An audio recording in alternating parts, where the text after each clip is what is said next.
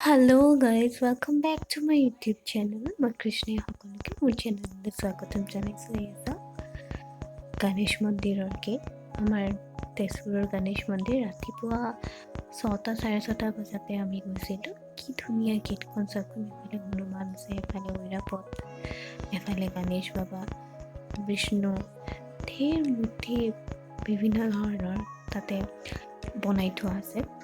আপোনালোকে আহিলে নিশ্চয় চাব। খুব ওখ এখন গেট হয়। এয়া চাওক, মা ভক্তবৃন্দসকল চাকি বন্তি জ্বলাই কিছুমান ঘূৰি আহিছে, কিছুমান ঘূৰি আছে।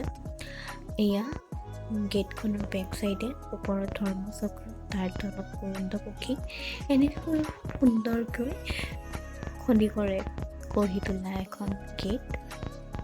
এয়া হ'ল গণেশ মন্দিৰ। গণেশ মন্দিৰৰ সন্মুখত আৰু এটা সৰু সৰু মন্দিৰ আছিলে। তাৰ চাইডত মেইন মন্দিৰটোলৈ ৰাস্তাৰ কাষতে, সেইবাবে আপোনালোকে হাত ভৰি বাহিৰতে ধুই চাকি বন্তি বাহিৰত জ্বলাই ভিতৰলৈ প্ৰৱেশ কৰিব পাৰে। এইখন প্ৰৱেশ দ্বাৰ। ইয়াতে প্ৰৱেশ দ্বাৰ এখনেই, এটা চাইডেদিয়ে সোমাব পাৰি। এয়া আমি চাকি জ্বলালোঁ। চাকি জ্বলাই উঠি এতিয়া আমি সেৱা কৰিব আহিছোঁ মেইন গৰ্ভগৃহত। এয়া দেখিছেনে, গণেশ বাবা তাতে আছে। এটা পাথৰত খোদিত কৰা আছে গণেশ বাবা মূৰ্তি।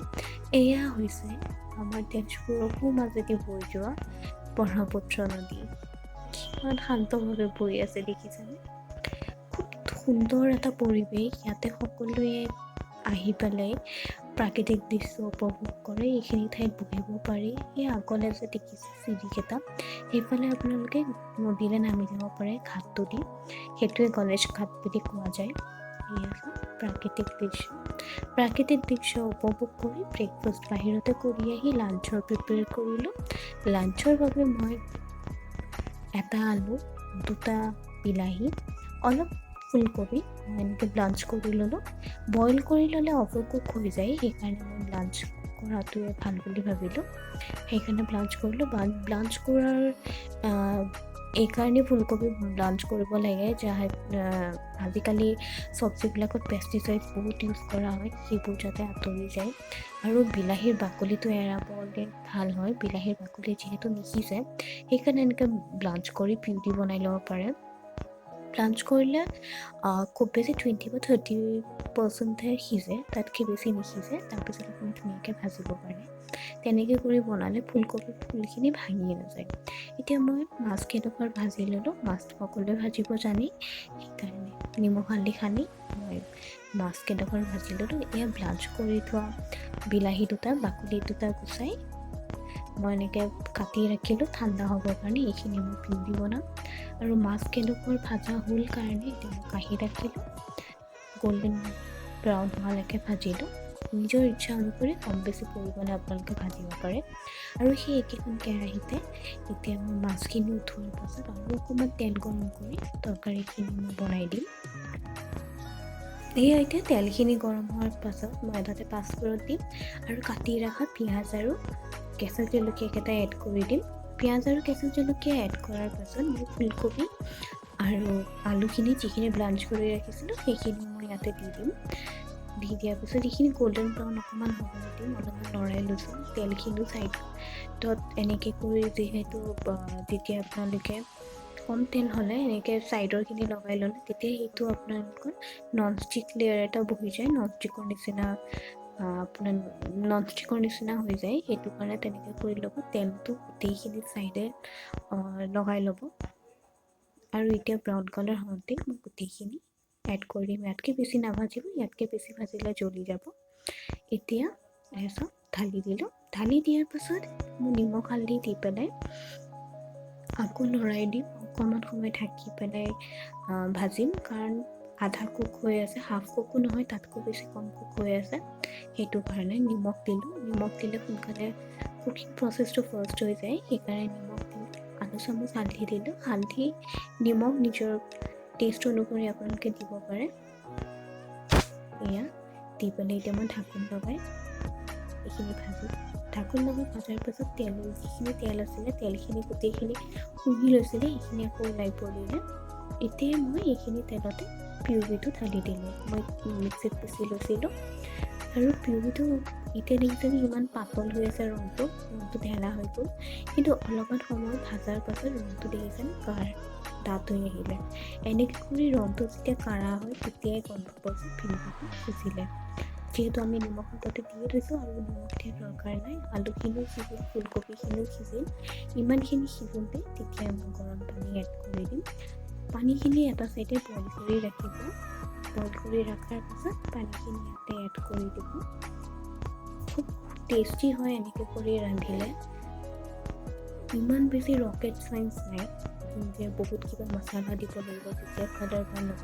ধুনীয়াকৈ এটা লিমিটত নজলাকৈ যদি আপোনালোকে ভাজে এনেকুৱা ধৰণৰে ধুনীয়া কালাৰ আহিব।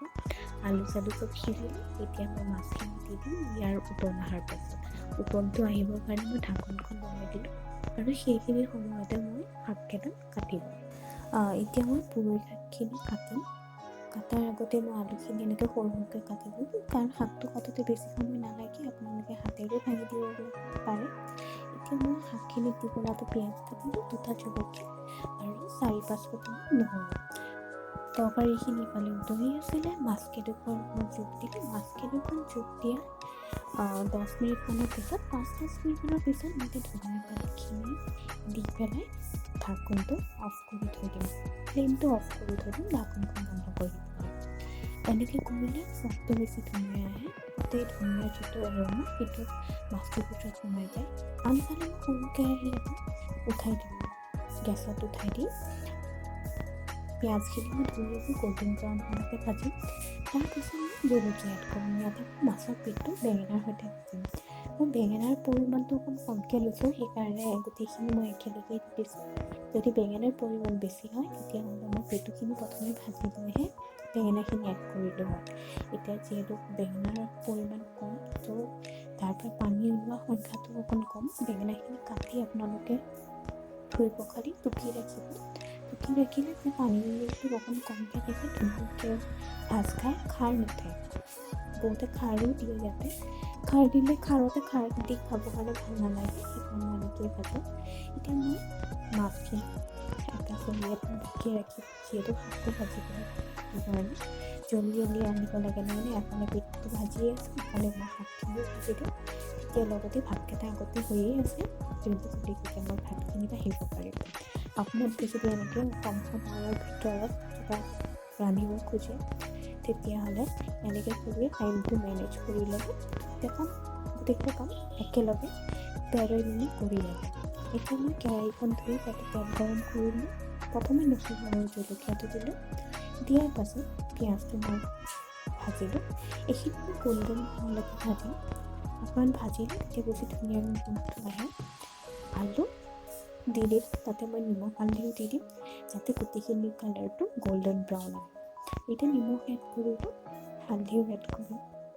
এনেকৈ কৰি মই ভাজি ল'লোঁ ধুনীয়াকৈ। হালধি এড কৰাটো চাগে মোৰ স্কিপ হৈ গ'ল, ইয়াতে ভালেই দিয়াটো মোৰ স্কিপ হৈ গ'ল। এতিয়া মই ধুনীয়াকৈ গল্ডেন ব্ৰাউন হোৱালৈকে ভাজাৰ পাছত শাকখিনি মই দি দিলোঁ। শাকখিনি মই যিহেতু ধুই পখালি টুকি ৰাখিছিলোঁ, সেইকাৰণে ইয়াতে পানীৰ কোৱান্টিটিটো কম, সেইকাৰণে আলুৰ যিটো ক্ৰিস্পিনেছ সেইটো তাৰমানে মেল্ট হৈ নাযায়, জেকা হৈ নাযায়। ভাজিখন বহুত শুকান হয়।